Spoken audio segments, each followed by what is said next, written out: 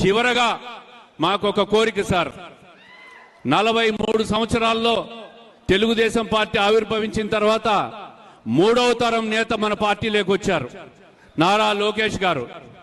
మరి పార్టీకి భవిష్యత్తులో యువతకు ఒక భరోసా ఇవ్వాలన్నా, పార్టీకి భరోసా ఇవ్వాలన్నా నారా లోకేష్ గారిని డిప్యూటీ సీఎంగా ప్రమోట్ చేయాలని చెప్పి మేమందరం కూడా కోరుకుంటున్నాం సార్. దీనివల్ల పార్టీకి బ్రహ్మాండమైన భవిష్యత్తు ఉంటుంది.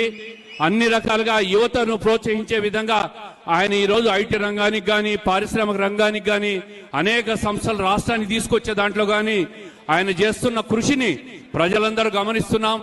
ఆయనను మరింత ఎలివేట్ చేసి పార్టీకి ఉజ్వల భవిష్యత్తు ఇచ్చే విధంగా తమరు చేస్తారని ఆశిస్తూ, తప్పుగా మాట్లాడింటే మన్నించవలసిందిగా కోరుకుంటూ తమరు ప్రసంగించవలసిందిగా కోరుకుంటున్నాం సార్. మరిన్ని ట్రెండింగ్ వీడియోల కోసం న్యూస్ 18 తెలుగు యూట్యూబ్ ఛానల్ ను సబ్స్క్రైబ్ చేసుకోండి.